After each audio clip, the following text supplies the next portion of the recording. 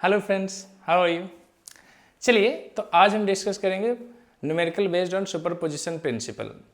Superposition principle is very very important in the case of electrostatic as well as electric field, that is electrostatic force and electric field.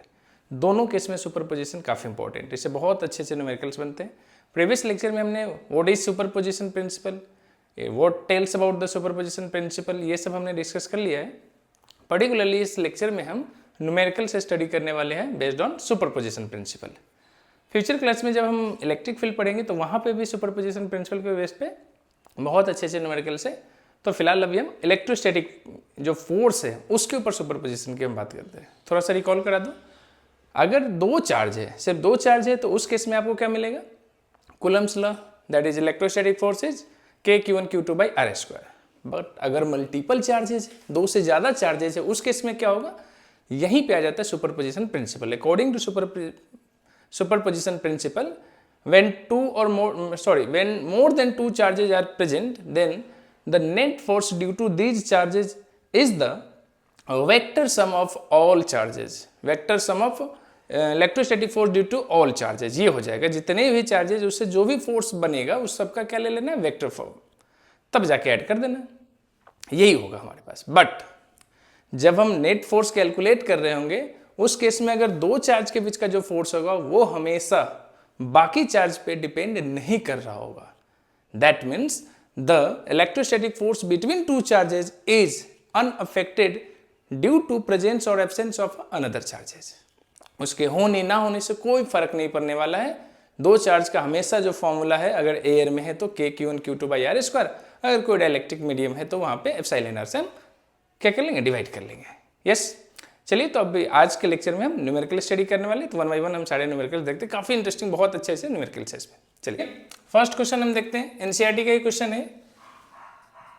NCERT का बहुत ही basic question से हम start करते हैं, जहां पे आप देख लीजिए ये एक इक्विलेटरल ट्रायंगल है। इक्विलेटरल ट्रायंगल है जिसकी लेंथ क्या दे रखी है, ये साइड क्या दे रखी है, L। Charges are -Q, +Q and Q, plus का है। तो आपको नेट फोर्स जो कैलकुलेट करना है पोजीशन A पे, क्या सेंटर पे इस बार 0 होगा? नहीं, सेंटर पे 0 तभी हो सकता है जब ईच एंड एवरी चार्जेस क्या हो, इक्वल हो, विद साइन एंड मैग्नीट्यूड दोनों अगर सेम है, तभी जाके हम बोल सकते हैं कि सेंटर पे नेट फोर्स क्या होगा, 0 होगा। किसके लिए? तो for regular polygon, for regular polygon if the all charges with sign as well as magnitude are same, then the net force at centre of the regular polygon must be 0। लेकिन ऐसे यहाँ पे है नहीं, ये रेगुलर पॉलीगन है, equilateral triangle है, but जो चार्ज है यहाँ पे देख लीजिए माइनस का क्यू है और इन दोनों पे क्या, प्लस का क्यू है। तो अगर हम सेंटर पे कैलकुलेट भी करेंगे तो 0 नहीं आएगा, अदर देन 0 आएगा। फिलहाल हम इस अदर देन सेंटर पे हम कैलकुलेट कर रहे हैं, लेट से कि ये जो पोजीशन है यहाँ पे कैलकुलेट कर रहे हैं। तो चलिए चेक करते हैं। पहले सबसे पहले आप क्या कर लीजिए, वही वाली बात है, एफबीडी बना लीजिए। जो फ्री बॉडी डायग्राम जितने भी फोर्सेज लग सकता है ए पे, वो कैलकुलेट कर लेते हैं, चेक कर लेते हैं कि कहाँ पे बन रहा होगा। देखिए, अगर ये प्लस का चार्ज है तो ये प्लस प्लस को क्या कर रहा होगा, रिपल कर रहा होगा। इधर पे पहला जो फोर्स हो गया दैट मीन्स F1 नाम दे दिया उसको। ये माइनस है तो ये अपनी तरफ क्या कर रहा होगा, अट्रैक्ट कर रहा होगा, इसको हमने F2 दे दिया। एंगल की भी बात कर लेते हैं, ये एंगल आप जानते हो इक्विलेटरल ट्रायंगल है तो 60 डिग्री होगा, तो ये वाला जो एंगल है ये कितना हो जाएगा, 120 डिग्री, है ना, क्योंकि एक स्ट्रेट एंगल कितना होता है, 180 का होता है। तो इस पोजीशन ए पे अगर हम चेक करते हैं, जो पोजीशन ए है अपना, उस पर अगर हम चेक करते हैं तो देख लीजिए एक फोर्स इधर है और एक फोर्स इधर की तरफ है। ये मान लेते हैं F2 है एंड दिस इज F1 है। अभी हमें नहीं पता F1 बड़ा है F2 बड़ा है, दोनों इक्वल ही है ना। तो अभी फिलहाल अब लेंथ वाली बात मत कर लेना कि से ये फोर्स बड़ा है, ऐसा कुछ नहीं। दोनों के बीच का एंगल कितना है, 120 डिग्री। तो हम जानते हैं नेट जो फोर्स है वेक्टर सम की वजह से, वो नेट फोर्स इन दोनों के बीच में ही कहीं पे होगा। अगर दोनों फोर्स F1 एंड F2 की वैल्यू सेम हो जाए, जो कि लग भी रहा है, F1 F2 की वैल्यू अगर सेम हो जाएगा तो उस केस में बिल्कुल 60 डिग्री पे हमारा क्या चला जाएगा, नेट फोर्स चला जाएगा, इन दोनों के बिल्कुल बीचों बीच चला जाएगा। चलिए, तो पहले हम F1 F2 चेक कर लेते हैं कि आखिर है ये कितना। तो F1 की अगर मैं बात करूं, F1 वो क्या हो जाएगा, किसने अप्लाई किया है, दिस वाले प्लस क्यू, तो K ये वाला Q किस पे अप्लाई किया, ये Q अपॉन दोनों के बीच का डिस्टेंस क्या है, L, तो L², that is KQ² by L², ये हो गया अपना। F2 की अगर मैं बात कर लूं, किसने अप्लाई किया, माइनस क्यू, तो उसके वजह से हमने डायरेक्शन तो उधर दिखाई लिया ना। बट जब भी आप ये मैग्नीट्यूड में है तो हम आप विदाउट साइन यूज करते हैं ना, तो ये भी क्या हो जाएगा के Q square by L square. देख लीजिए क्यू क्यू दोनों को इसका डिस्टेंस एल है।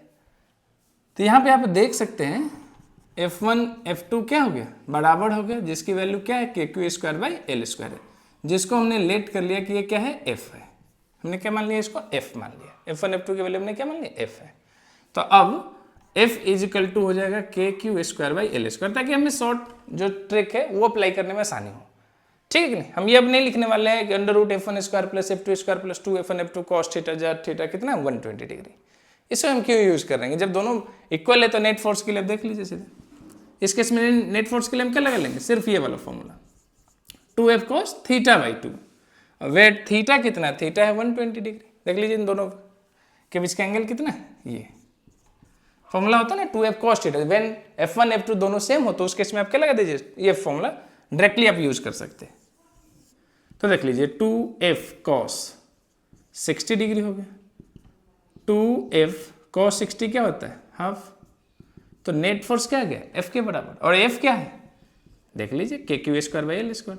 तो नेट जो फोर्स बना मैग्नीट्यूड में, नेट फोर्स अगर हम बात करते हैं, नेट फोर्स की अगर हम बात करते हैं तो वो कितना है के Q square by L square, जो कि सिंगल फोर्स भी था। देख लीजिए इंडिविजुअल फोर्स भी यही है, तो नेट फोर्स भी यही रहेगा। इसका क्या मतलब है कि जो यही अगर स्केलर फॉर्म होता तो स्केलर फॉर्म तो डायरेक्टली हम ऐड कर रहे होते ना, लेकिन ये वेक्टर फॉर्म है, तो दो जो इंडिविजुअल फोर्सेज है अगर वो 60 डिग्री पे है तो उसका नेट फोर्स भी इंडिविजुअल के बराबर हो जाता है, जो कि आप देख रहे होंगे। डायरेक्शन की बात कर लेते हैं, क्योंकि फोर्स कैसी क्वांटिटी होती है, वेक्टर क्वांटिटी, तो इसमें डायरेक्शन दैट मीन्स एंगल की हम बात कर रहे हैं, एंगल यही है डायरेक्शन अपना। तो देख लीजिए जब दोनों यहां से देखिए, एक फोर्स ये है और एक ये है, ये भी F के बराबर है, ये भी F के बराबर, दोनों इक्वल ही है। तो इस केस में जो हमारा जो नेट फोर्स है, नेट फोर्स बिल्कुल इन दोनों के बीच में होगा। मान लीजिए ये अल्फा हो गया, तो अल्फा इज इक्वल टू क्या हो जाएगा, थीटा बाई 2, वेयर थीटा कितना है 120 बाई 2 दैट इज कितना हो जाएगा 60 डिग्री। 60 डिग्री किधर से, दोनों तरफ से, कहीं से भी आप चेक कर लीजिए, यहां से भी हम करेंगे तो 60, यहां से भी करेंगे 60, क्योंकि हाफ ही तो हुआ, दोनों मिला के 120 डिग्री है, तो 60 फ्रॉम ईच अदर। इधर से भी हम चेक करेंगे 60 डिग्री, इधर से भी आप बोल सकते हैं 60 डिग्री, अब जहाँ से मर्जी चेक कर लीजिए। तो कुल मिला के जो हमारा फोर्स बना है वो जिसका मैग्नीट्यूड कितना है के Q square by L square, and उसका डायरेक्शन कितना है 60 डिग्री, बिल्कुल बीचों बीच में। ये भी इक्विलैटरल ट्रायंगल पे ही है। देयर आर 3 चार्जेस, कौन कौन से हैं, 0.1 माइक्रोकूलम प्लस में है, फिर माइनस में, फिर प्लस में है, ऐसे 3 चार्जेस दे रखा है जो इक्विलैटरल ट्रायंगल के वर्टिसेज पे रखा हुआ है।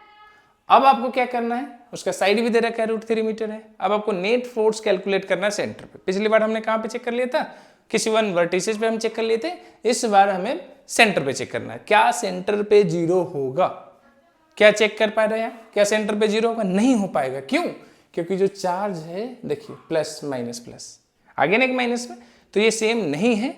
मैग्नीट्यूड में भले ही आपको सेम दिख रहा हो, लेकिन ये डिफरेंट है किसमें, साइन में या नेचर में। इस वजह से यहाँ पे भी 0 देखने को नहीं मिलेगा। 0 होने के लिए कंडीशन है कि magnitude as well as sign दोनों केस में आपको क्या होना चाहिए, सेम होना चाहिए, तभी जाके ये 0 मिलेगा फॉर रेगुलर पॉलीगन। बट ऐसा फिलहाल है नहीं, तो चेक कर लेते क्या है। चलिए बना लेते हैं। ये हमने ड्रॉ करा, ये इक्विलैटरल ट्रायंगल हो गया जिसके वर्टिसेज मान लेते हैं, वर्टिसेज एबीसी कौन है। अब यहाँ पे गिवन नहीं है, आप कोई भी एबीसी वर्टिसेज ले सकते हैं। तो चलिए मान लेते हैं कि ये ए हो गया, ये अपना बी हो गया, ये इसको बी ले लेते हैं और इसको सी ले लेते हैं। इस पे जो चार्ज है वो किस तरीके से है, 0.1 प्लस का है, प्लस का 0.1 माइक्रोकूलम, इस पे हो गया माइनस का 0.1 माइक्रोकूलम, एंड इस पे है फिर से प्लस का 0.1 माइक्रोकूलम, ये गिवन है। साइड को ए ले लेते हैं और इस ए की वैल्यू कितनी दे रखी है, √3, ये √3 मीटर में। और हाँ, जहां सेंटर पे कैलकुलेट करना है, सेंटर बोले या सेंट्रॉइड बोले एक ही बात है, ये जो सेंट्रॉइड पे कैलकुलेट करना है, यहाँ पे पहले से ही चार्ज है कितना है, यहाँ पे 1 माइक्रोकूलम है यहाँ पे। अब समझिए जरा ध्यान से, ये चार्ज भी इसको अफेक्ट करेगा ड्यू टू इलेक्ट्रोस्टैटिक फोर्स, ये भी करेगा और ये भी करेगा। इस वजह से हमारे पास क्या मिल जाएगा, नेट इलेक्ट्रोस्टैटिक फोर्स। तो चलिए देखते हैं क्या क्या होने वाला है। ये है जरा ध्यान से देखिए, इस पे हमें चेक करना है, ये इस चार्ज को अपनी तरफ अट्रैक्ट करेगा बाय इलेक्ट्रोस्टैटिक फोर्स, जिसका नाम चलो हमने F1 दे दिया। अब ये जरा ध्यान से देखिए, ये प्लस है, प्लस को रिपल करेगा, देखिए प्लस प्लस को क्या कर रहा होगा, रिपल करेगा, इसको हमने F2 दे दिया। इसी तरीके से ये बाई F3 से इधर की तरफ कर रहा होगा, ये F1 F2 F3 हो गया, है ना। अब जरा ध्यान से देखते हैं सेंटर पे और क्या क्या होने वाला है। ये हमारे पास F1 है, F2 है, F3, सबकी वैल्यू चेक कर लेते हैं कितनी कितनी। F1 कितनी हो जाएगी, देख लीजिए, F1 किसने, ये है F1 F2। अच्छा ये डिस्टेंस क्या होता है, नहीं कुछ पता है, फिलहाल हम R मान के चलते। R इज इक्वल टू क्या हो जाएगा, यहीं पे चेक कर लेते हैं। R इज इक्वल टू, अब अगर नहीं पता हो ये डायरेक्ट अभी आप याद रख सकते हैं, या ट्रिग्नोमेट्री लाके आप आसानी से इसको कैलकुलेट कर सकते हैं। R इज इक्वल टू क्या होता है, A/√3, तो इसलिए R A की जगह पे कितना है, √3, तो √3/√3 कितना हो गया, 1 मीटर आ गया। R आ चुका है अपने पास 1 मीटर। तो देखो अगर हम F1 F2 या F3 तीनों में फोर्स की बात करेंगे तो मैग्नीट्यूड भाई तीनों क्या है, सेम ही है। क्यों सेम है, क्योंकि चार्ज सिर्फ नेचर में तो डिफरेंट है, बाकी मैग्नीट्यूड में सेम है और सब जगह डिस्टेंस R ही है ना। तो हम एक ही साथ लिख लेते हैं, F1 is equal to F2 is equal to F3। ये क्या हो जाएगा, K Q1 Q2/r², है ना। तो K Q1 Q2/r², K कितना हो गया, K को K ही में रहने देते फिलहाल, चलिए रहने देते। Q1 कितना है, 0.1 माइक्रोकुलम में, चलो पूरा ही कैलकुलेट कर लेते हैं, है ना, क्योंकि चार्ज वार्ज की वैल्यू तो दे ही रखी है। तो K की वैल्यू ले लिया 9 × 10⁻⁹, Q1 0.1 × 10⁻⁻6, ये भी उतना ही है। अपॉन डिस्टेंस कितना है, 1, R की वैल्यू 1 मीटर है, 1 पुट कर दे, 1 का स्क्वायर 1 ही रह जाएगा, तो 9 हो गया। अब देख लीजिए 6 and 6 कितना हो गया, 12 and 2 14, है ना, तो 9 5 14 हो जाएगा। एक सेकेंड, ये चार्ज 1 माइक्रोकुलम है, ना कि 0.1, ये गलत हो रहा था। ये हमें इन दोनों के बीच थोड़ी ना चेक करना, इसके और इसके इसमें, तो इसमें एक क्या है 1 माइक्रोकुलम में, तो कितना हो गया 6 6 12 13, 9 and 4 13, दैट इज -4 हो गया। ये अपना निकल गया न्यूटन। F या F1 बोलिए, F2 बोलिए या F3, तीनों इस केस में बराबर ही है, जिसको हम फिर से वही क्या ले लेंगे, F मान लेंगे। अब जरा ध्यान से देखिए, ये भी कितना निकला F, ये भी क्या है F, और ये भी क्या है F। अच्छा इन दोनों के बीच का कितना होगा एंगल, जरा ध्यान से देखिए, ये एंगल कितना हो जाएगा 30 डिग्री, ये एंगल भी कितना हो जाएगा 30 डिग्री, क्योंकि ओवरऑल 60 डिग्री बिल्कुल बीचों बीच से जा रहे सेंट्रॉइड के लिए, 30 30, ये 60 हो गया, तो ये एंगल कितना हो गया 120 डिग्री, ये सुनो ये 120 डिग्री। ये एंगल अगर 120 डिग्री है तो वर्टिकली अपोजिट एंगल ये भी कितना बन जाएगा 120 डिग्री, दोनों के बीच का एंगल कितना है 120 डिग्री। ना बस सेम टू सेम आ गया, पिछले जैसा ही हो गया। नेट फोर्स की अगर हम बात करेंगे तो इस बार क्या क्या होना है, देखिए किसकी, अगर हम पूरे टोटल नेट फोर्स की बात करें एक अलग है, पहले इन दोनों का नेट फोर्स चेक कर लेते हैं, जो कि बिल्कुल इसके बीचों बीच ही जाएगा। क्यों, इक्वल है, इक्वल है तो बिल्कुल बीचों बीच ही चला जाएगा। तो पहले हम एफ नेट जो निकालेंगे, एफ नेट में कौन कौन होगा, एक तो F1 होगा प्लस एक होगा F2 एंड F3 का वेक्टर सम। आई होप आप समझ पा रहे होंगे। इसका जो भी रिजल्टेंट निकलेगा, जो भी मैग्नीट्यूड आएगा, उसको हम सीधे डायरेक्टली जो अलजेब्रिक सम होता है वो हम कर लेंगे। तो पहले हम क्या कर लेते हैं, इसका ही निकाल लेते हैं। लेट F डैश है जो कि F2 प्लस F3 का वेक्टर सम होने वाला है। इसके लिए तो हम डायरेक्ट लिख लेंगे 2F cos थीटा, थीटा कितना 120, तो 120/2। एक बात क्लियर कर दे रहा, हर बार कोई जरूरी नहीं कि हर बार ये जो इंडिविजुअल फोर्सेज है वो बराबर ही होंगे और हर बार एंगल 120 डिग्री हो, नहीं, this is only a coincidence. तो देख लीजिए 2F फिलहाल F ही रहने देते, cos 60 1/2 हो गया, दैट इज F, ये भी इंडिविजुअल फोर्स के बराबर ही हो गया, दैट इज कितना है F डैश की भी बात करेंगे तो 9 × 10⁻⁻4 ही है। अब नेट फोर्स की बात कर लीजिए। नेट फोर्स की अगर हम बात करते हैं तो वो एक तो हो गया F डैश और एक कौन सा है F1 जो कि पहले से ही है। वैल्यू में दोनों बराबर ही है, 9 × 10⁻⁻4 प्लस 9 × 10⁻⁻4, दैट इज कितना हो गया 18 × 10⁻⁻4 और 1.8 × 10⁻³ ये न्यूटन में आ गया। नेट फोर्स ये हो गया अपने पास, है ना। एंगल की बात करेंगे तो एंगल कितना होगा, देख लीजिए वही वाली बात है। ये अगर एंगल आप चेक करना चाहिए ध्यान से देखिए, ये वाला एंगल कितना है 60 डिग्री पे, ये भी एंगल कितना पे हो जाएगा 60 डिग्री पे, तो बिल्कुल अपवर्ड डायरेक्शन में ये आपको मिल जाएगा, है ना। तो ये हो गया आपका नेट फोर्स मैग्नीट्यूड में, और डायरेक्शन बिल्कुल अपवर्ड डायरेक्शन में मिल गया। ठीक है, चलिए क्या है question. 2 small iron balls each of mass 280 milligram, 2 iron ball है जिसका मास आइडेंटिकल है 280 मिलीग्राम है, उसे कुछ डिस्टेंस पे उसको सेपरेट किया गया by the distance of 10 centimetre. ठीक है, अगर हर एक सेकेंड की अगर हम बात करते हैं वो कितना है 0.01% जो इलेक्ट्रॉन्स है one ball to another ball transfer हो जा रहा है, तो इसकी वजह से क्या जो बनेगा फोर्स दोनों के बीच, दोनों बॉल्स के बीच क्या फोर्स जनरेट होगा, उसी फोर्स को कैलकुलेट करना है। अब जरा मेरे को आप बताइए, अगर 2 आयरन बॉल है वो फिलहाल क्या है न्यूट्रल है, बट जब एक बॉडी से दूसरे बॉडी में ट्रांसफर होगा इलेक्ट्रॉन का, चाहे वो जिस वजह से हो रहा, कंडक्शन इंडक्शन और जो भी मेथड से उसकी वजह से हो रहा हो, बट हो रहा होगा अगर, तो उसकी वजह से चार्ज क्रिएट हो जाएगा, क्योंकि due to transfer of electron charge create होगा, और चार्ज जब क्रिएट होगा तो इलेक्ट्रोस्टैटिक फोर्स इन दोनों के बीच तो बनेगा ही। फिलहाल यहाँ डायरेक्टली क्या बोलते हैं सुपरपोजिशन थ्योरम तो नहीं लगने वाले है, क्योंकि 2 ही चार्ज दे रखा है, ये 2 ही पार्टिकल है ना, मल्टीपल चार्ज सिस्टम के लिए लगता है। बढ़िया क्वेश्चन है, एच.सी. वर्मा सर की बुक का है, आप देख सकते हैं इसको। ठीक है, चलिए अब देखते हैं। तो पहले आप समझिए, पहले इसको अच्छे से फील लेते हैं। ये एक मान लेते हैं कि एक आयरन बॉल है, ये दूसरा है। ठीक है, इन दोनों के बीच का जो डिस्टेंस है, लेट से हम उसे r से दिखा लेते हैं, ये उन दोनों के बीच का डिस्टेंस है, और इस r की वैल्यू कितनी है 10 सेंटीमीटर है। ठीक है, अब क्या है कि इस मान लेते this is first ball and this is second ball, इस बॉल से इसके तरफ क्या है कुछ इलेक्ट्रॉन ट्रांसफर हो रहा है, लेट्स से कि n number of electron transfer है, क्योंकि हमें नहीं पता ये 0.01% में है, जो भी वो बन रहा होगा टोटल जितना इलेक्ट्रॉन्स हो सकता है उसका बस इतना ही ट्रांसफर हुआ है। तो जितना भी इलेक्ट्रॉन है यहाँ से यहाँ की तरफ क्या हो रहा होगा ट्रांसफर होगा, लेट्स से कि n जो इलेक्ट्रॉन्स है वो ट्रांसफर हो रहा है। तो इसकी वजह से इस पे जो चार्ज बनेगा वो क्या हो जाएगा माइनस का क्यू हो जाएगा, और इस पे जो चार्ज बनेगा वो क्या हो जाएगा प्लस का क्यू होगा। आई होप आप समझ पा रहे हो। Due to transfer of electron, जहां से इलेक्ट्रॉन ट्रांसफर होता है वो माइनस का चार्ज बनता है, और जिस पे हो रहा होगा उस पर प्लस का चार्ज बन जाता है। तो आप देख लीजिए, तो पहले हम क्या करने वाले हैं n की वैल्यू फाइंड करेंगे, फिर चार्ज के लिए क्या कर लेंगे q equal to quantization of charge से n into e, quantization of charge से चार्ज की वैल्यू कैलकुलेट कर लेंगे, और तब कूलम्ब लॉ लगा के दोनों के बीच का फोर्स कैलकुलेट कर लेंगे। तो यही अपना ब्लूप्रिंट है। ब्लूप्रिंट में क्या अपना है, सबसे पहले n निकालिए, फिर हम क्या करेंगे चार्ज निकालेंगे, देन हम क्या कर लेंगे कैलकुलेट कर लेंगे कूलम्ब फोर्स और इलेक्ट्रोस्टैटिक फोर्स। तो सबसे पहले n कैसे कैलकुलेट किया जाए, देखो अगर आप आयरन की बात करते हैं, आयरन एक एटम के अंदर आयरन क्या है, अगर हम आयरन की बात करते हैं तो इसका जो एटॉमिक मास है वो 56 एंड एटॉमिक नंबर है वो 26। सबका अपना अपना मतलब है। इस 26 का मतलब क्या होगा कि इसमें नंबर ऑफ इलेक्ट्रॉन्स की बात कर लीजिए या प्रोटॉन्स की बात कर लीजिए, क्योंकि भी न्यूट्रल है तो इलेक्ट्रॉन प्रोटॉन दोनों बराबर ही होगा, वो फिलहाल कितना है 26 है एक एटम के अंदर, और यहाँ जो 56 है वो उसका क्या है वेट हो गया।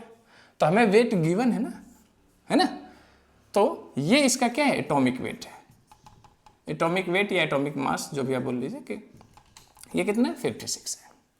ठीक है, तो अब जरा ध्यान से समझिए, एकदम बच्चों जैसे हम समझ लेते हैं।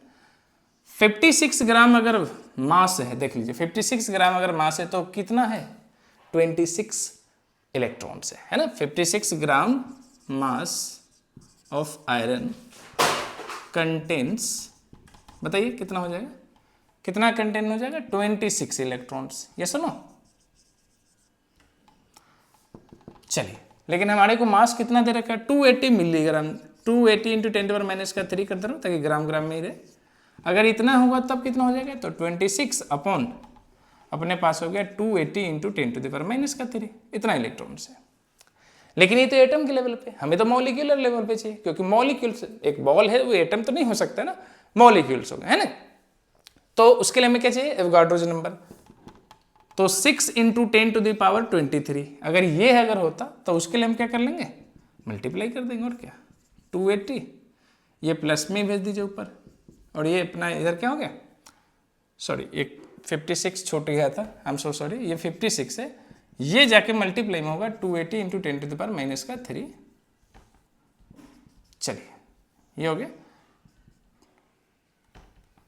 280 इंटू 10⁻³ ये पहले से ही है, ये 56 पहले नीचे जाएगा, देन ये मल्टीप्लाई, फिर अपने पास क्या आ गया 6 इंटू 10⁻23। चलिए अब चेक कर लेते हैं,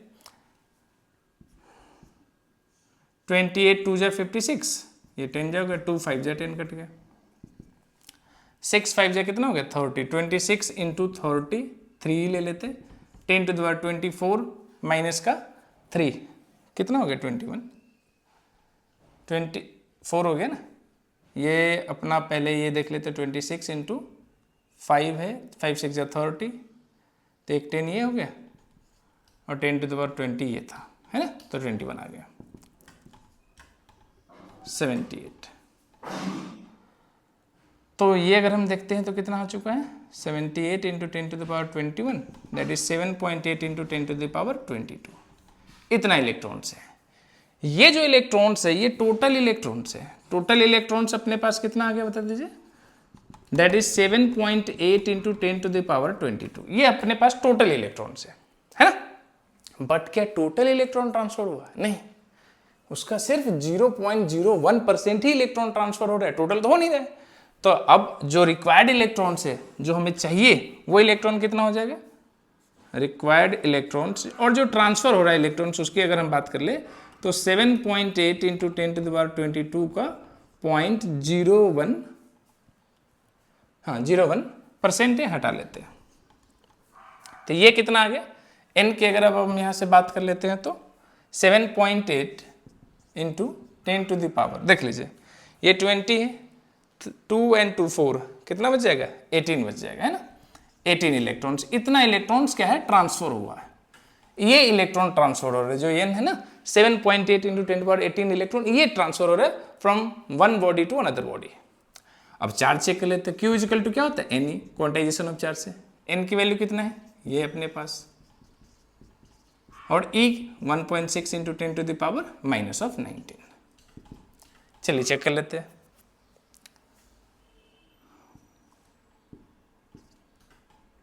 (1.2 कूलम है ना, ये सब्ट्रैक्ट हो गया। तो चार्ज अपने पास आ गया 1.2 कूलम। अब हमें चाहिए इलेक्ट्रोस्टैटिक फोर्स, हमें चार्ज हो रहे हैं कैलकुलेट करना है इलेक्ट्रोस्टैटिक फोर्स। तो Fe इज इक्वल टू क्या हो जाएगा के, चार्ज दोनों में सेम ही, एक पे बस प्लस में है और एक पे माइनस में है, तो वो आप जानते हैं।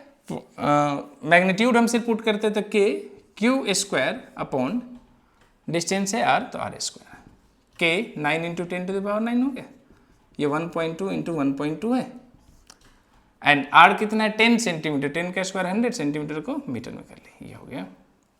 तो कुल मिलाकर कितना हो गया 9 इंटू 1.44, 12 12 जा 144, तो 1.44, इधर कितना हो गया 10 टू द पावर 13, सॉरी 13 नहीं, ये तो 2 कम हो गए, तो 11 है अपने पास, है ना। ये अपना हो गया, ये 2 बचा, माइनस का 2 ऊपर जाकर प्लस, तो 9 इंटू 11 हो गया, है ना।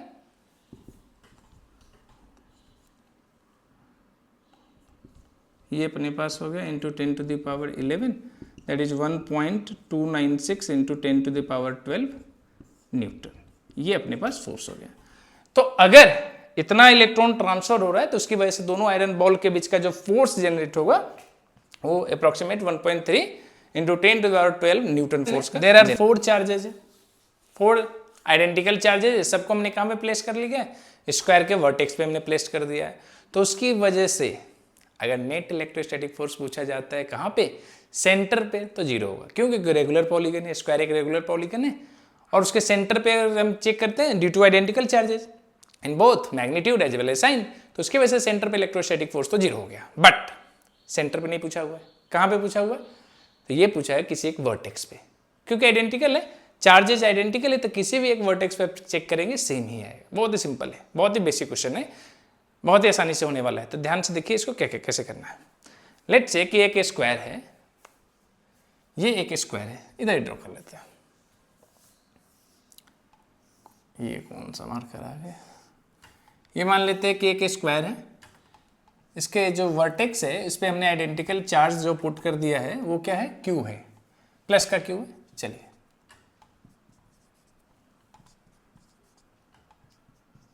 ओके, और हमें किसी, ये जो स्क्वायर है जिसकी साइड लेंथ कितनी है L दे रखा है, हमें किसी एक वर्टेक्स पे कैलकुलेट करना है कि नेट इलेक्ट्रोस्टैटिक फोर्स क्या होने वाला है। चलिए इस बार इसी को सिलेक्ट कर लेते हैं, कहीं पे भी आप कर सकते हैं, क्या आएगा रिजल्ट।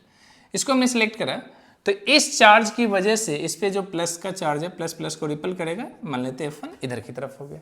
सिमिलरली ये जो चार्ज है प्लस प्लस प्लस को रिपल करेगा इधर की तरफ, दैट इज F2 हो गया, ये हो गया। और ये भी तो करेगा, ये इस पे जो कर रहा होगा ये मान लेते हैं F3 होगा, सब प्लस में ही तो एक दूसरे को रिपल कर रहा है, that is F1 F2 and F3। ये डिस्टेंस कितना है, फिर इस डिस्टेंस की अगर मैं बात करूँ, ये वाला जो डिस्टेंस है ये बता दीजिए, डायगोनल है तो डायगोनल क्या होता है, √2a, ए की जगह पे l लेते l ले लेते हैं √2l, ये हो गया अपने पास, ये √2l है, ये डिस्टेंस l है, ये डिस्टेंस l है। F1 एंड F2 सेम होगा, क्यों सेम होगा, देख लीजिए, charge k q but upon l दोनों केस में सेम है नहीं। तो F1 अब समझ लेते हैं ध्यान से, इसका FVD कंप्लीट ही कर लेते हैं। यहाँ पे अगर इस पोजीशन का नाम लेट से कि हमने A दे दिया, तो इधर की तरफ है अपने पास F1, इधर की तरफ है अपने पास F2 और ये है F3। चलिए ये है F3। F1 एंड F2 का जो रिजल्टेंट होगा, अगर ये जैसा कि दोनों इक्वल फोर्स है तो इस बीच में ही कहीं पे जाएगा, जिसका नाम हमने F' दे दिया। बिल्कुल आइडेंटिकल क्वेश्चन सब है। तो चलिए चेक कर लेते हैं F' कितना होगा। पहले F' क्या हो जाएगा, 2f cos θ/2। अच्छा ये क्यों होगा 2f cos θ, पहले F1 F' चेक तो कर लेते हैं। F1 की वैल्यू यहीं पे आप चेक कर लीजिए, F1 और F2 दोनों बराबर ही होना है, क्या है KQ² अपॉन L²। F2 भी आप चेक करेंगे तो KQ² upon L²। F1 F2 equal है, जिसको हमने F थोड़ी देर के लिए एज्यूम कर लिया है। तो 2f cos, इन दोनों के बीच का एंगल F1 एंड F2 के बीच का एंगल कितना है, 90 डिग्री है, तो 90/2, तो 2f इंटू 1/√2, cos 45 1/√2, तो कितना आ गया, √2f आ गया। कितना आ गया, √2f। 2 को आप √2f इंटू √2f लिख सकते हैं, तो एक कैंसिल आउट हो गया। तो अपने पास F' इतना है। अब नेट फोर्स की अगर हम बात करें, ध्यान से देखिए, ये बिल्कुल बीचों बीच चला गया इस पे, क्योंकि आइडेंटिकल है, अल्फा वही θ/2, इन दोनों के लिए अल्फा की अगर हम बात करेंगे θ/2 90/2 दैट इज 45 डिग्री, बिल्कुल बीचों बीच चला गया। तो नेट फोर्स की अगर अब हम बात कर लेते हैं तो वो क्या हो जाएगा, F' प्लस F3। अब ये स्केलर फॉर्म में आ चुका है। स्केलर फॉर्म मतलब स्केलर एडिशन जैसे आप करते हैं जनरली, उस तरीके से आप कर सकते हैं रिजल्टेंट निकालने के लिए। F' कितना है, √2f है, एंड F3 कितना है, अच्छा हमने F3 तो भी कैलकुलेट ही नहीं किया, चलो यहाँ पे चेक कर लेते हैं। F3 कितना हो जाएगा, K charge Q and Q that is Q² upon distance √2l का स्क्वायर, तो KQ²/2l², कितना हो गया, KQ²/2l²। KQ²/l² को हमने नाम क्या दे दिया, इसको हमने F मान लिया, इसको भी हमने F माना हुआ है ना। तो F3 कितना हो जाएगा, F/2 हो जाएगा। KQ²/l² क्या है, F है, तो ये F/2 हो गया। तो F3 कितना है, F/2 है। तो नेट फोर्स यहाँ से अगर हम चेक कर लेते हैं, F ले लीजिए कॉमन, तो √2 + 1/2 ये हो गया। F की वैल्यू कितनी है, सामने है KQ²/l², तो KQ²/l² इंटू √2 + 1/2, जिसको आप चाहे तो 2√2 + 1/2 KQ²/l², ऐसे भी आप लिख सकते हैं। ये हो गया। एंगल क्या है, 45 डिग्री पे। एंगल कितना मिल रहा है, 45 डिग्री पे ये अपना नेट फोर्स चल रहा है। आई होप आपके समझ में, बहुत ही सिंपल बेसिक क्वेश्चन और बोर्ड में काफी इंपॉर्टेंट हो जाता है ये सारी चीजें। रेगुलर पॉलीगन के लिए हमेशा कंडीशन है, अगर ये सेंटर पे देख लीजिएगा, सेंटर पे पूछा जाएगा तो ये इस बार 100% जीरो होगा। जैसे आप सेंटर पे चेक करना चाहेंगे, इस बार जीरो होगा, क्यों, ये प्लस है, प्लस प्लस को रिपल करेगा। मान लीजिए कोई चार्ज यहाँ पे नहीं दे रखा है तो हमने प्लस का ही क्यों या कुछ और मान लिया, ठीक है, प्लस में प्लस प्लस को रिपल करेगा, ये भी इसको रिपल कर देगा, ये भी इसको रिपल करेगा, ये भी, सारे जो फोर्स है वो आइडेंटिकल होगा इस केस में, तो एक दूसरे को क्या कर देगा, कैंसिल आउट। तो यहाँ पे इस केस में नेट फोर्स एट सेंटर क्या है, जीरो है, इसमें कोई डाउट नहीं। लेकिन वर्टेक्स पे हो ये कोई जरूरी नहीं होगा, क्यों जीरो होगा। नेक्स्ट क्वेश्चन क्या है, अब ये काफी बढ़िया क्वेश्चन है। An infinite charges are placed, बहुत सारे चार्जेस है जो एक्स एक्सिस के अलॉन्ग प्लेस्ड किया गया। हाँ, उनके बीच रिलेशन है कि डिस्टेंस कैसे हमने लिया, 1 मीटर, 2 मीटर, 4 मीटर, 8 मीटर, इस तरीके से हमने लेते चले गए। अब क्या बोला जा रहा है कि इन सबको हमने प्लेस्ड कर दिया। इनफिनाइट नंबर ऑफ चार्जेस, बहुत सारे चार्जेस हैं, सब पे जो चार्ज की वैल्यू इस जो डिस्टेंस है 2 मीटर, 4 मीटर, 8 मीटर, इस तरीके से जितने भी डिस्टेंस पे चार्ज की वैल्यू है वो सब आइडेंटिकल, दैट इज 4 माइक्रोकूलम। और एक चार्ज जो है वो ओरिजिन पे रख दिया गया है एक्स के अलॉन्ग में, उस ओरिजिन पे बाकी सब चार्जेस की वजह से क्या नेट फोर्स बनेगा, क्या नेट इलेक्ट्रोस्टैटिक फोर्स बनेगा, क्या होगा, वही कैलकुलेट करना है। तो ये सुपरपोजिशन प्रिंसिपल का बढ़िया सा एग्जांपल हो सकता है, जिसको हम देखते हैं। चलिए समझते हैं पहले क्या है यहाँ पे। लेट्स से कि ये है अपना एक्स एक्सिस, ये हो गया अपना ओरिजिन, एक्स इजकल टू कितना है 0, ये हो गया x equal to 1 metre, x equal to 2 metre, x equal to 4 metre, x equal to 8 metre, इसी तरह एक्स इजकल टू 16, ऐसे होते होते बहुत सारे हैं, एक्स इजकल टू ये इन्फिनाइट तक चलने वाला है, बहुत सारी चार्जेज है।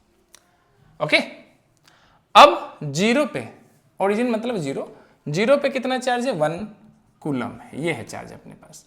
1 मीटर पे कितना हो गया, 1 मीटर पे सब पे आइडेंटिकल चार्ज है, दैट इज 4 माइक्रो कूलम, सब प्लस में ये 4 माइक्रो कूलम, सब पे कितना है 4 माइक्रो कूलम का चार्ज प्लेस्ड है। ओके, यहाँ पे इन्फिनाइट पे भी, जहां पे भी होगा सब जगह पे होगा 4 माइक्रो कूलम।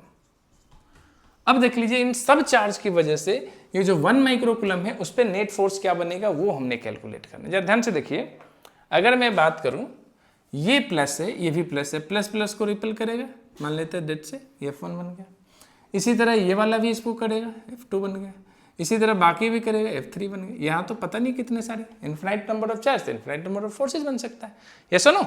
तो यहाँ पे हमें ये नहीं पता है कितने नंबर ऑफ फोर्सेज, चलिए फिर भी कैलकुलेट तो करना है। इन सब में एक सिमिलरिटीज है, ये सब एक ही डायरेक्शन में लग रहा है, जितने भी फोर्स लगा रहा है, जितने भी यहाँ पे चार्ज पार्टिकल है, सब जो फोर्स लगा रहे हैं एक ही डायरेक्शन में है। तो ऐड करना काफी सिंपल है, उस केस में हम सीधे सिंपल क्या कर सकते हैं, अलजेब्रिक एडिशन कर लेंगे, दैट इज जितने भी फोर्सेज सबको ऐड कर लेंगे। तो net force at origin, net force at origin की अगर हम बात करते हैं तो वो क्या होगा बताइए, F1 plus F2 plus F3 plus F4 plus dot dot dot जितने भी फोर्सेज है वो सबको हमने ऐड कर लेना है। F1 क्या हो जाएगा, F1 इन दोनों की वजह से, F2 इन दोनों की वजह से, F3 इन दोनों की वजह से, F4 इन दोनों की वजह से, इस तरीके से हमने करना है।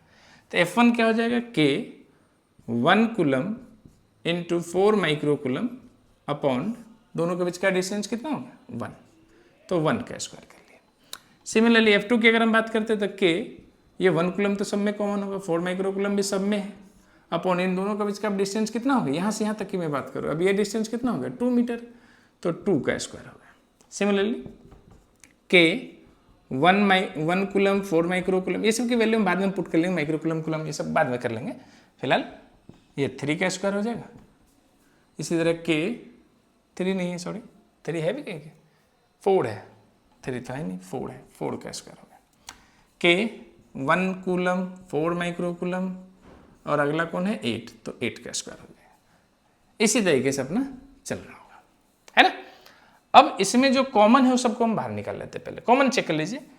K ये कितना हो गया 4 माइक्रो कूलम, है ना, 4 माइक्रो कूलम, क्योंकि 1 से मल्टीप्लाई करने से कुछ लॉजिक बच नहीं रहा है। और नीचे क्या, कुछ नहीं, क्योंकि नीचे वाला सब में डिफरेंट है। तो ये इस केस में क्या हो जाएगा 1/1, इस केस में 1/4 हो गया, अगले में 1/16 हो गया, उसके अगले में 1/64 हो गया। इस तरीके से ये चलता रहेगा। आई होप आप समझ पा रहे, K इंटू 1 K ही रह जाएगा, माइक्रो कूलम। अच्छा, एक कूलम है एक माइक्रो कूलम है, क्या फर्क पड़ रहा है, कूलम में ही तो हमने चेंज करना है, माइक्रो कूलम में है, रहने दीजिए। चलो इसको अगर आप अजीब लग रहा है तब चेंज कर लो, 9 इंटू 9 4 10⁻⁻⁶, ये हमारा बाहर हो चुका है। अब इसको सॉल्व करना है, इसके लिए जरा ध्यान से देखिए, सिंपल सा सीरीज वाला क्वेश्चन हो गया, जिसके लिए आपको अगर नहीं याद हो तो इस केस में जब भी इस तरीके से होता है 1/4 कितना है 8 है 16 है, इस तरीके जो सीरीज है, इसके लिए आप सिंपल एडिशन की अगर हम बात करते हैं तो वो क्या होता है A/1 - R, ये हम लगा देते हैं, ये करते हैं। A की वैल्यू फर्स्ट टर्म क्या हो जाएगा 1 है, 1 - R 1/4 हो गया, ठीक है। तो यहाँ से आप देख सकते हैं 9 4 जा कितना हो गया 36, 10⁻³ है, और ये कितना हो गया देख लीजिए, ये 1 तो एज इट इज रहेगा, ये 4 तो 3/4 दैट इज 4/3, 4/3, तो कितना हो गया 3 से 12, 12 4 जा 48 into 10⁻³ that is net force कितना आ गया अपना 4.8 इंटू 10⁴ न्यूटन, ये अपने पास है, या 48 किलो न्यूटन ऐसा भी हम कह सकते हैं। तो due to infinite charges which are placed at this type of distances, जिसके बीच ऑब्वियस सी बात है एक सीरीज पैटर्न बना हुआ है, 1 मीटर 2 मीटर 4 मीटर 8 मीटर, ऐसा कोई पैटर्न बना हुआ है। नहीं होगा अगर ऐसा पैटर्न तो उस केस में हम कर सकते हैं, उस केस में कैसा होगा, शायद वो नॉर्मल सा जो एपी का कॉन्सेप्ट उस पर बेस्ड हो जाएगा, उस पर अगला क्वेश्चन हम करेंगे। ये आईआईटी का ही क्वेश्चन है, बहुत पुराना है ये, अगर आप देखना चाहें तो ये आईआईटी का ही क्वेश्चन है, 1990 के आसपास का ये क्वेश्चन है, ठीक है। तो नेट फोर्स जो हो जाएगा वो क्या है, ये है अपने पास। चलिए नेक्स्ट क्वेश्चन है, बहुत ही ज़्यादा बढ़िया क्वेश्चन है। 10 चार्ज पार्टिकल से 10 चार्ज पार्टिकल हमने ले लिया, सबके बीच जो डिस्टेंस है वो दे रखा है। पहला जो चार्ज है वो आपको कितने डिस्टेंस पे मिल रहा है, 10 सेंटीमीटर पे, 10 सेंटीमीटर पे। उसके बाद जो 20 सेंटीमीटर, फिर 30, 40, 50, 60, 70, 80, 99, 100, जो आखिरी चार्ज है 10th number of charge particle, वो कितने centimetre, 100 centimetre, that is 1 metre के डिस्टेंस पे। इस बार लेकिन चार्ज भी डिफरेंट है, हर एक चार्ज देख लीजिए अलग है। फर्स्ट जो चार्ज है वो 1 × 10⁻8 कूलम है, सेकेंड वाला जो है वो 8 × 10⁻8 कूलम है, नेक्स्ट 27 × 10⁻8, और इसी तरीके से चल रहा है। जो आखिरी का charge particle that is 10th charge particle है वो कितना है, 1000 × 10⁻8 कूलम, ये चार्ज पार्टिकल दे रखा है। तो इन सब की वजह से ऑरिजिन पे फिर से वही सेम टू सेम ऑरिजिन पे कितना चार्ज है, इससे और प्रीवियस वाले क्वेश्चन में क्या डिफरेंस है। पहले वाले क्वेश्चन में डिस्टेंस तो दे रखा था ऐसे ही, बट जो अंतर है वो है चार्जेस का। पहले में सारे चार्जेस इक्वल थे, इस बार हर एक चार्ज डिफरेंट है, ये है। और यही है जो इससे पिछले क्वेश्चन से डिफरेंट कर दे रहा है और जाके काफ़ी अच्छा क्वेश्चन बन जा रहा है। चलिए देखते हैं फिर से वहीं, पहले हम क्या ले लेते हैं, ये हमने ले लिया कि एक्स एक्सिस है, ये अपना क्या हो गया, ऑरिजिन हो गया, x = 0। इसी तरीके से अपना हमने कुछ बना लिया, ये x हो गया कितना, 30 सेंटीमीटर, सबसे पहले 10 सेंटीमीटर का हो गया, फिर कितना है 20 सेंटीमीटर, फिर कितना है 30 सेंटीमीटर, 40 सेंटीमीटर, और इस तरीके से ये हो गया अपना x = कितना, ये जो है x = 100 centimetre, that is 1 metre हो गया। यहाँ पे जो चार्ज पार्टिकल है कितने पे निकल रहे हैं, 1 कूलम है, ये 1 कूलम है, प्लस का कितना हो गया 1 कूलम। फर्स्ट चार्ज कितना है, फर्स्ट वाला है 1 × 10⁻⁻8 कूलम। सेकेंड की अगर हम बात करते हैं तो 8 × 10⁻⁻8 कूलम है। थर्ड 27 × 10⁻⁸ कूलम है। फोर्थ की अगर हम बात कर लेते हैं तो ये चला जाएगा, ये 3 का क्यूब है तो ये क्या हो जाएगा 4 का, दैट इज 64 हो जाएगा ना, इंटू 10⁻⁻8 कूलम। ये 10 का क्यूब दैट इज ये कितना है 1000 हो गया, इंटू 10⁻⁸ कूलम। ये हमारे पास गिवन है, ये सारे इन्फॉर्मेशन है चार्जेस के बारे में। नेट फोर्स आपको फिर से कैलकुलेट करना है कहाँ पे, ऑरिजिन पे। दिस इज ऑरिजिन, ऑरिजिन आप जानते हो ना, x एक्सिस में तो x = 0 क्या हो जाएगा, ऑरिजिन। तो ये जो चार्ज पार्टिकल है ये प्लस इसको इधर की तरफ करें, दैट इज F1। ये 1 वाले ने कितना लगा दिया, ये है F1। उसी तरीके से ये 8 वाला भी लगाएगा इसको, उसी तरह ये 27 वाला भी लगाएगा, और इसी तरीके से सारे जो चार्जेज है 10 चार्जेज है तो 10 चार्ज की वजह से 10 इलेक्ट्रोस्टैटिक फोर्स बनेगा। बट इस केस में भी जो सबसे अच्छी बात है वो क्या है कि each and every forces are in same direction, that is negative x axis या पॉजिटिव एक्सिस, जो भी आपको मान लीजिए, ये इसी डायरेक्शन में सबके सब लग रहा है। तो अच्छी बात ये कि सबको हम डायरेक्टली ऐड कर सकते, कोई वेक्टर सम में जाने की जरूरत नहीं है ना। तो चलिए शुरू करते हैं। जो नेट फोर्स होगा, नेट फोर्स एट ऑरिजिन, ये क्या होगा, अगर हम इसकी बात करते हैं तो एफ नेट क्या हो जाएगा, एफ नेट इन सबको हम ऐड कर देंगे, F1 + F2 + F3, जितने भी फोर्सेज हैं। कितने फोर्सेज है तो 10 फोर्सेज है ना, 10 चार्जेज है, और एक यहाँ पे आपको कैलकुलेट करना है तो जितने चार्जेज उतने फोर्सेज बन जाएंगे, क्योंकि एक कॉमन पॉइंट पे। F1 क्या बनेगा बताइए, F1 की अगर हम बात करते हैं तो K, ये चार्ज हो गया अपना 1 कूलम, एंड इसकी वजह से तो 1 × 10⁻⁸ कूलम, माइक्रो कूलम में, सॉरी कूलम में, हाँ कूलम में अपॉन डिस्टेंस, इन दोनों के बीच का डिस्टेंस कितना है 1 to 10, दैट इज 10 सेंटीमीटर। तो 10 का स्क्वायर 100 सेंटीमीटर को हमने मीटर में कर लिया, ये हो गया metre square. Similarly second claim देखेंगे तो K 1 कूलम 8 × 10⁻⁸ कूलम अपॉन यहाँ से यहाँ तक का डिस्टेंस कितना होगा 20 का हो गया 400 10⁻⁻⁴, ताकि ये मीटर स्क्वायर में आ जाए। इसी तरीके से एक और चेक कर लेते हैं कि 1 कूलम 27 × 10⁻⁻8 कूलम अपॉन डिस्टेंस हो गया 30 का स्क्वायर हो गया 900 × 10⁻⁻⁴। ऐसे चलता चलेगा। आखिरी वाला भी देख लेते हैं। यह के 1 कूलम 1000 × 10⁻⁻8 कूलम अपॉन दोनों ये बीच का डिस्टेंस क्या 1 का स्क्वायर 1 ही हो जाएगा, क्योंकि मीटर में ऑलरेडी ये 1 मीटर में 100 सेंटीमीटर दैट इज 1 मीटर है।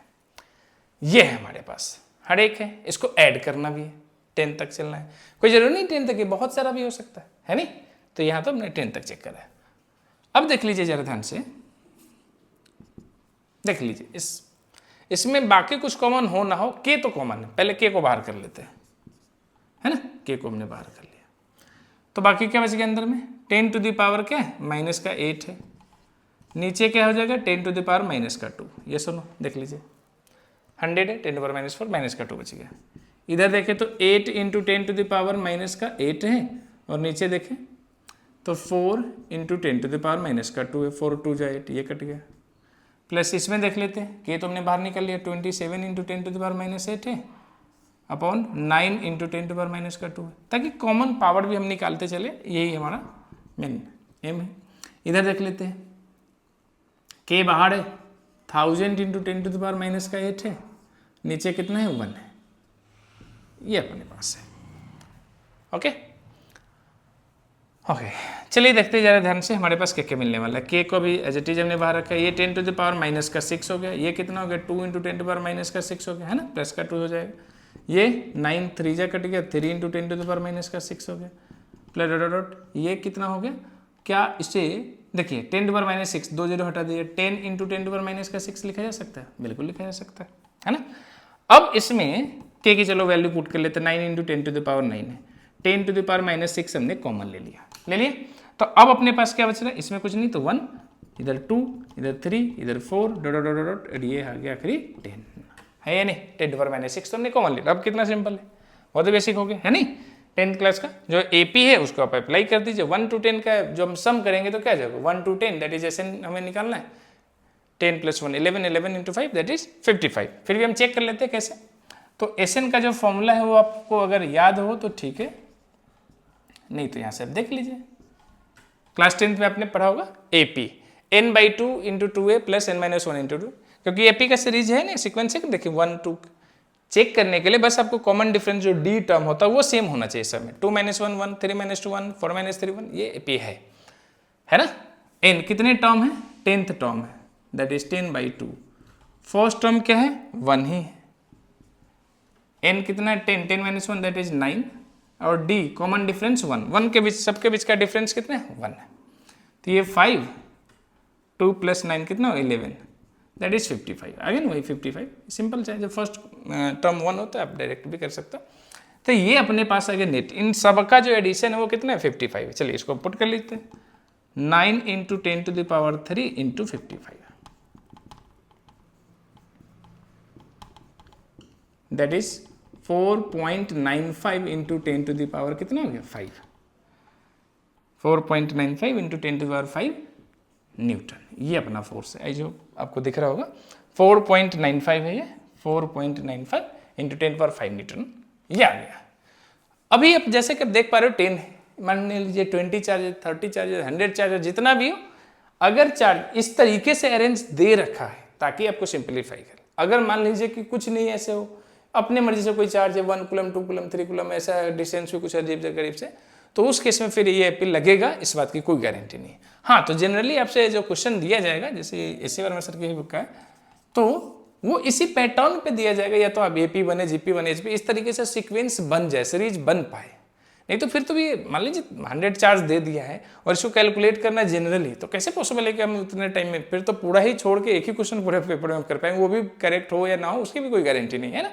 तो ऐसा नहीं है कि आपको जब ये मल्टीपल चार्जेस बहुत सारे दे दिए जाए, 4 तक तो है, स्क्वायर तक है या रेक्टेंगल तक है कि जिसमें डिफरेंट चार्जेस दिए जा सकता है, बट उससे ऊपर जो चार्जेस होते हैं मल्टीपल चार्ज में ड्यू टू सुपरपोजिशन थ्योरम से आपको कैलकुलेट करना है, तो उस केस में ज़्यादातर चांस है 99.99% चांस है कि आपको कोई ना कोई सीरीज सीक्वेंस में ही क्वेश्चन दिया जाएगा। ठीक है, बस वो आपको पता होना चाहिए। तो नेक्स्ट जो क्वेश्चन है वो बेसिकली सुपरपोजिशन प्रिंसिपल पे नहीं, लेकिन बहुत बढ़िया क्वेश्चन है, आप इसको देखिए, बहुत बढ़िया क्वेश्चन है। एक चार्ज रॉड है जिसकी लेंथ L है और उस पर चार्ज जो डिस्ट्रीब्यूटेड है, वो पूरे चार्ज रॉड पे जो चार्ज है वो क्या है, Q है, कैपिटल Q जो दे रखा है। किसी एक जगह पे कॉन्सेंट्रेटेड नहीं है, पूरे चार्ज जो है वो डिस्ट्रीब्यूटेड अलोंग द रॉड। उसी के बिल्कुल मिड पॉइंट से बाइसेक्टर से परपेंडिकुलरली ऊपर की तरफ एक पॉइंट P है जो कि a डिस्टेंस पे सिचुएटेड है। उस पॉइंट पे चार्ज दे रखा है स्मॉल q। तो रॉड की वजह से और उस चार्ज की वजह से जो नेट इलेक्ट्रिक फोर्स है वो हमें कैलकुलेट करना है। फील्ड भी आगे हम डिस्कस करेंगे, बार बार फील्ड भी आ जा रहा है तो करेंगे, ठीक है कि नहीं। एक बार दोबारा से समझ लीजिए, एक चार्ज रॉड है जिसपे चार्ज डिस्ट्रीब्यूटेड है, उस पूरे चार्ज की जो वैल्यू q है, लेंथ L है।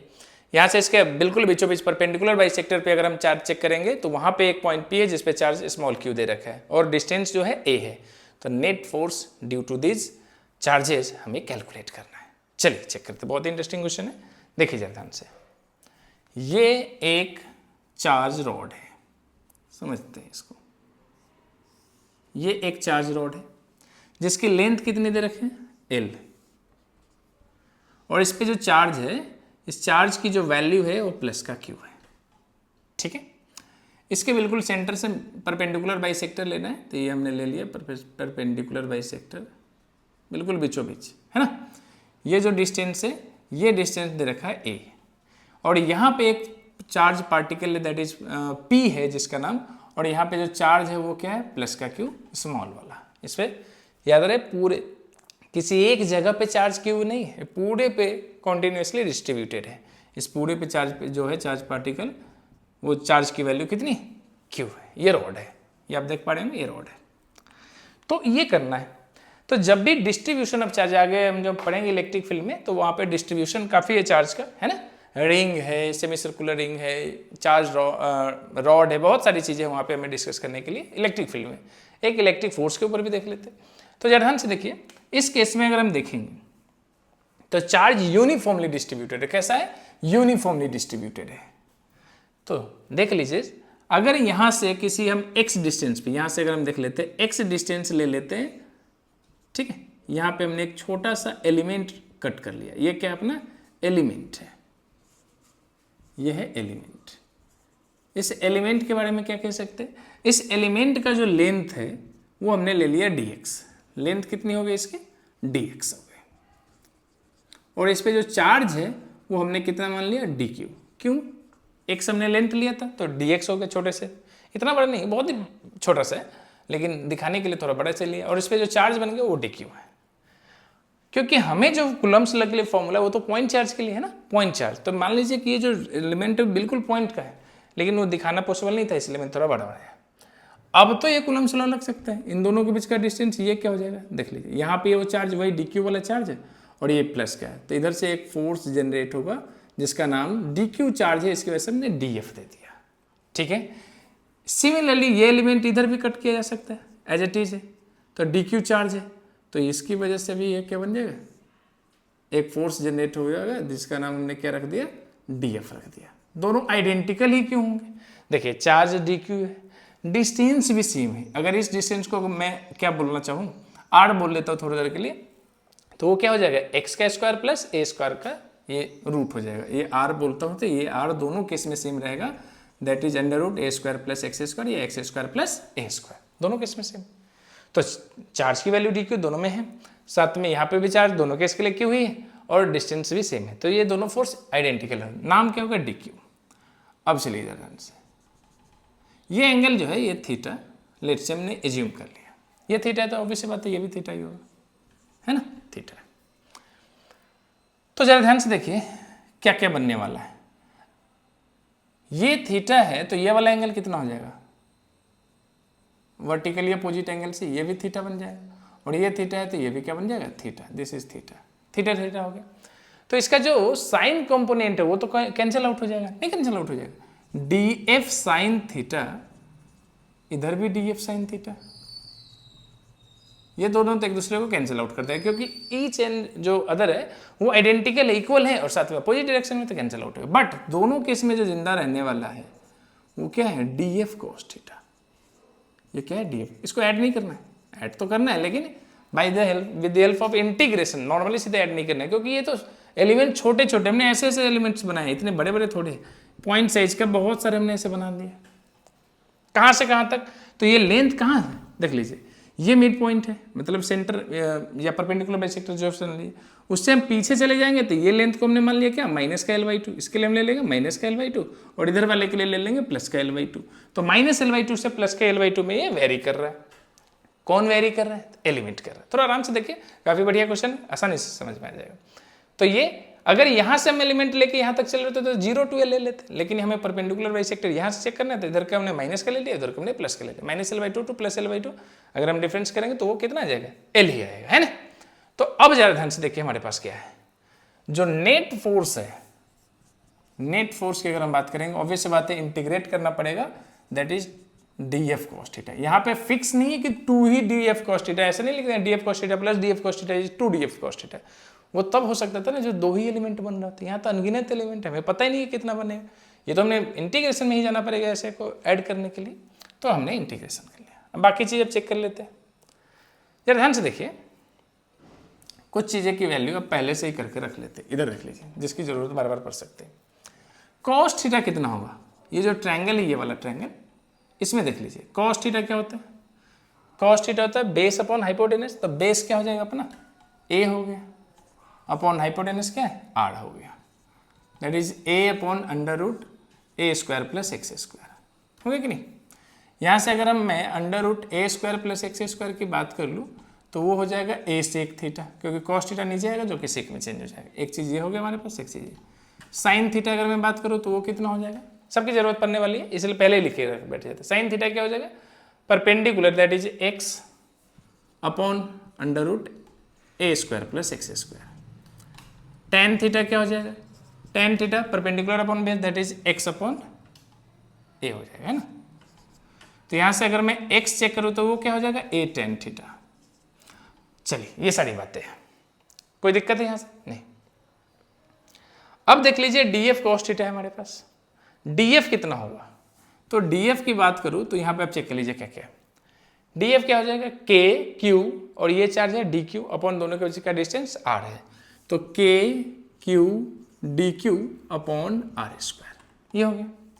cos थीटा हमने निकाल ही लिया, बट ये dq कितना है, dq नहीं पता है, तो आगे फ्यूचर क्लासेस में आपसे मैं डील करूंगा डिस्ट्रीब्यूशन ऑफ चार्ज और जो चार्ज डेंसिटी है उसको लेके। जब भी डिस्ट्रीब्यूशन ऑफ चार्जेज आएगा तो उस केस में आप चार्ज डेंसिटी का यूज करेंगे। Charge density, there are 3 types of charge density, linear charge density, एक हो जाएगा आपका सरफेस चार्ज डेंसिटी और एक होता है volume charge density. Linear charge, जब ये जो रॉड है आप ऐसे 2 डायमेंशनल मत इसको लीजिए, सिंगल वन बहुत ही पतली सी रॉड है, थिन रॉड है, सिर्फ उसका लेंथ ही लेंथ समझिए, ये है ऐसा। तो ये सब पे चार्ज चेक करना, जैसे आप ऐसे समझ लीजिए हर जगह पे चार्ज कितना होगा, ऐसे आप समझिए इसको कि जैसे कि डेंसिटी का मैटर है कि अगर जो सी या ओशन उसका पानी जो है सॉल्टी होता है, इसके लिए पूरे समुद्र का पानी पीने की जरूरत है नहीं, आप कहीं से भी थोड़ा सा पानी पी के चेक कर सकते हैं कि समुद्र का जो पानी है वो खड़ा है या नमकीन है या नहीं है, नहीं। तो इसी तरीके से हम चार्ज की डेंसिटी चेक कर लेते हैं ताकि हमें पूरा आइडिया लग जाएगा कि सब जगह पे कितने चार्ज प्लेस्ड है ना। तो उसी को हम बोलते हैं ये एकदम लिनियरली है, तो लीनियर चार्ज डेंसिटी है। क्या देखा था लेमडा, लेमडा क्या है, लीनियर चार्ज डेंसिटी। अभी मैं सब लिखूंगा तो काफी लेंदी क्वेश्चन हो जाएगा, तो lambda is linear charge density, जो कि क्या होता है चार्ज पर यूनिट लेंथ, है ना। जैसे पॉपुलेशन डेंसिटी होता है उसी तरह से लीनियर चार्ज डेंसिटी, डेंसिटी का मैटर कुल मिला के। तो ये जो टोटल चार्ज यहाँ से यहाँ तक है वो है क्यू, और टोटल जो लेंथ है उसको हमने डिवाइड कर दिया उससे। अगर यही बात मैं इसके लिए करूँ, वही वाली समुद्र वाली बात हो गई, है ना। मैं पूरे को ना चेक करके एक एलिमेंट के लिए चेक कर लेता हूँ, तो इस एलिमेंट का चार्ज क्या है dq और इसका डिस्टेंस कितना है dx। तो यहाँ से आप देख पा रहे होंगे dq की वैल्यू क्या है, क्योंकि dq में तो सब्स्टिट्यूट करना ही पड़ेगा, वो क्या हो जाएगा, ये लेमडा को छोड़ दीजिए, ये वाला चेक कीजिए q/l, ये भी अपने को गिवन है ना, ये मिल गया अपने को। क्यों, क्योंकि वेरिएशन किस में हो रहा है, लेंथ में, और चार्ज को हम dq में ये वेरी करा देंगे तो फिर तो होगा ही नहीं। इंटीग्रेशन में जो वेरी करे उसी का ही तो आपको क्या गिवन हो, लिमिट्स गिवन है। तो लिमिट्स किसका गिवन है, लेंथ का, लेकिन यहाँ वेरिएबल पहले कौन बैठ जा रहा था dq, दैट मीन चार्ज, तो वो तो हो नहीं पाता, इसलिए हमने चार्ज को लेंथ या लेंथ के कंपोनेंट में ब्रेक कर लिया, ये dq हो गया अपने पास। अब देख लीजिए नेट फोर्स क्या होने वाला है, df कितना हो जाएगा, के q q by L D x, ये हो गया कि नहीं, क्योंकि डी क्यू की जगह पे हमने क्यू बाई एल पुट कर दिया, तो के क्यू क्यू बाई एल ये हो गया डी एक्स। कॉस थीटा भी तो है, D F cos theta, cos theta की वैल्यू कितनी है देख लीजिए, ए अपॉन अंडर रूट, अच्छा ये आर स्क्वायर छूट गया, आर स्क्वायर भी है, आर स्क्वायर की जगह पे हम क्या लिख सकते हैं, आर स्क्वायर की जगह पे हम लिख सकते हैं, देख लीजिए ये कितना है, a square plus x square, a square plus x square, root हट जाएगा, तो एक हो जाएगा अपने पास, ये एल है, r square plus, sorry r square बोल रहा हूँ, a square plus x square ये हो गया, और एक में ये रूट में a square plus x square. ठीक है, जो जो चीज़ें इसमें से आपको लगता है वेरिएबल नहीं है, कांस्टेंट है, उसको बाहर कर लेते हैं। कौन कौन है देख लीजिए, जैसे के हो गया, क्यू ये तो टोटल चार्ज दे ही रखा होगा 10 किलो या 10 माइक्रोकूलम ऐसा कुछ दे रखा होगा, स्मॉल क्यू यहाँ पर भी दे ही रखा है कि चार्ज क्यू है, ये भी बाहर हो गया, ए डिस्टेंस है ये भी बाहर हो गया, एल ये भी डिस्टेंस है बाहर हो गया, बस जो अंदर में बैठ गया वो क्या है, d x upon a square plus x square plus a, ये जो देख लीजिए a square plus x square का क्या पावर 1/2 है, तो देख लीजिए वो क्या हो जाएगा, a square plus x square whole power कितना हो जाएगा 3/2, बेसिक है a to the power n into b to the a to the power n मान लीजिए और a to the power m मान लीजिए, तो तुम ऐड कर लेते हैं वही वाली बात है, 1 + ½ दैट इज 3/2। अब यहाँ से देख लीजिए dx है, अब ये फिर से अटकने वाला है क्योंकि ये आपका जो लिमिट्स है, लिमिट क्या है -L/2 टू L/2, एक बार फिर से इसको समझिए, यहाँ पे जो वेरिएबल है लेंथ के टर्म में ये क्या है, इसका हम डिफरेंस, इसका इंटीग्रेशन कैसे करेंगे, इसका इंटीग्रेशन डायरेक्टली तो हो नहीं पाएगा, आप इसको लेके चलेंगे -3/2 -3/2 + 1 करेंगे वो आ जाएगा -1/2, फिर से वहीं के वहीं अटक गया, नहीं हो पाएगा। तो यहीं पे इसके लिए देख लीजिए tan थीटा इक्वल टू ये था तो x इक्वल टू a tan थीटा हो गया, इसमें अगर मैं dx करना चाहूँ दोनों तरफ डिफ्रेंशिएट कर दीजिए, a कॉन्स्टेंट बाहर है, tan का डिफ्रेंशिएशन क्या होता है sec स्क्वायर थीटा और थीटा का डिफ्रेंशिएशन क्या होगा d theta, that is dx equal to a sec square theta d theta, ये अपने पास है। तो dx के प्लेस पे आप पुट कर दीजिए k q q a upon l, ये तो अपना बाहर हो गया, dx की जगह पे हमने क्या पुट कर दिया a sec square theta d theta. अब जरा ध्यान से देखिए a square plus x square है ना, पावर 1/2 देख लीजिए रूट में, ये कितना है a sec थीटा, तो ये 1/2, इसको आप चाहे तो ऐसे लिख लीजिए 1/2 का क्यूब, एक ही तो बात है, 3/2 नहीं हो जाएगा, तो इतने के बराबर में तो दे रखा है a sec थीटा, तो क्यूब लग गया, तो a cube sec theta, sec cube theta, ये बन गया अपने पास। अब जरा ध्यान से देखिए जो जो होने वाला है कैंसिल वाला कैंसिल कर देंगे, a क्यूब, एक a तो नीचे बच गया, k q Q l a, क्योंकि यहाँ नीचे a क्यूब है, इसमें एक a यहाँ एक a यहाँ, तो दो एक नीचे बच गया, सेक स्क्वायर है सेक है, तो एक सेक नीचे बच गया, तो 1/sec theta d theta, theta ऊपर है ये नीचे कर लेते हैं इसको फिर से, लिमिट है -L/2 टू प्लस का L/2, -L/2 टू प्लस का L/2। अब देखते हैं k q q by L A, ये अपने पास, ये cos थीटा भी लिख सकते हैं इसको, 1/sec थीटा cos थीटा होगा d थीटा, ये -L/2 टू L/2। अब फिर भी अंतर है, यहाँ cos थीटा है जो थीटा में वेरी कर रहा है लेकिन हमें लेंथ में दे रखा है, तो cos थीटा को वैसे चलिए पहले डिफ्रेंशिएट इंटीग्रेट कर लेते हैं, k q q by L A, cos का इंटीग्रेशन क्या हो जाता है sine theta -L/2 to L/2, but याद रहे थीटा में वेरी नहीं कर रहा है, लेंथ के टर्म में कर रहा है, तो साइन थीटा जो हमने ऑलरेडी लिखा है उसका यूज कर लेते, इसलिए तो ऐसा पहले लिखा है क्योंकि यूज होने ही वाला था। तो नेट फोर्स यहाँ से अब क्या देखने को मिल रहा है, k q q upon l a, sine theta के प्लेस पे हम पुट करने वाले हैं x upon under root x square plus a square, ये हो गया। अब जो हमें चाहिए था वो बिल्कुल उसी टर्म में मिल रहा है, लेंथ वेरी करना दैट इज एक्स वेरी कर रहा है, तो एक्स के ही वेरिएबल का जो लिमिट्स है वो हमें गिवन है, ए तो कांस्टेंट है। अब कुल मिला के मिल गया, अब आप उसको पुट कीजिए गेट कर लीजिए, k q q by L A, x की जगह पे हमने पुट कर दिया L/2 है ना, अपॉन अंडर रूट L/2 का स्क्वायर अगर हम करते हैं, अभी हम बड़े अपर लिमिट की बात करें तो L का स्क्वायर हो गया 2 का square 4 plus a square minus L by two, minus minus plus में ही आ जाएगा, इधर भी क्या हो जाएगा L square by 4 plus a square. चलिए चेक कर लेते हैं, के q q by L A, L by two plus, देखिए नीचे तो डिनोमिनेटर दोनों में सेम है तो ये दोनों ऐड हो जाएगा, L by two plus L by two कितना आ गया एल आ गया, और नीचे क्या हो जाएगा under root l square plus 4a square, है ना, ये दोनों हो गया कैंसिल आउट। तो कितना आ गया नेट फोर्स हमारे पास, नेट फोर्स जो बन गया k q q by a into under root l square plus 4a square. अच्छा ये एक 4 है, ये रूट से बाहर भी जाएगा ना, तो ये 2 बाहर चला जाएगा क्योंकि डिनोमिनेटर में जो हम ऐड कर रहे होंगे, देखिए जरा L square plus 4a square, नीचे जो बच गया 4 वो रूट के ही अंदर होगा तो बाहर जाएगा तो 2 के साथ में जाएगा, तो ये 2 भी लग गया।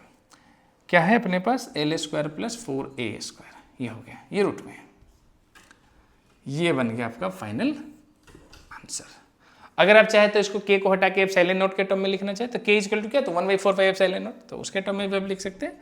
तो नेट फोर्स क्या हो जाएगा 2 2 जा 4 कैंसिल आउट हो जाएगा, Q q upon 4 pi epsilon not, 4 से हमने 2 कैंसिल आउट कर दिया होगा तो ये 2 पाई एप्सिलॉन नॉट है ना, ये 2 4 से कैंसिल आउट हुआ, फिर है a under root l square plus 4a square, I hope सब विजिबल हो। तो ये है आपका आंसर, ठीक है, बहुत बढ़िया क्वेश्चन था। एक बनता था कि चार्ज डिस्ट्रीब्यूशन के ऊपर भी हम फोर्स को चेक करें, बाकी फील्ड के बारे में तो बहुत सारा डिस्कशन है जिसमें आपको चार्ज डिस्ट्रीब्यूशन का यूज करना, वहाँ पे सारे linear charge density, surface charge density, volume charge density सब के ऊपर करना है, गॉस लॉ वगैरह सब में हमें सबको डिस्कस करना है। चलिए तो इस लेक्चर में हम इतना ही रखते हैं। अगला जो लेक्चर है ये इस तरीके से हमारा फोर्स का कॉन्सेप्ट क्लियर हो चुका है, इलेक्ट्रोस्टैटिक फोर्स हमने अच्छे से डिस्कस कर लिया। अब जो नेक्स्ट जो लेक्चर्स होंगे उसमें हम इलेक्ट्रिक फील्ड के ऊपर डिस्कस करेंगे, जो कि पार्ट 2 समझ लीजिए। अब उसमें हम इलेक्ट्रिक फील्ड के ऊपर डिस्कस करना शुरू करेंगे जो गॉस लॉ तक एक्सटेंड करेगा, जिससे फ्लक्स वगैरह सब तक हम करते चलेंगे। फिर उसके बाद ये चैप्टर आप कह सकते हैं कि खत्म हो जाएगा, जिसमें अपना इलेक्ट्रिक फील्ड लाइन्स वगैरह सब चीज़ आता चला जाएगा। ठीक है, थैंक यू सो मच, इस लेक्चर में इतना ही।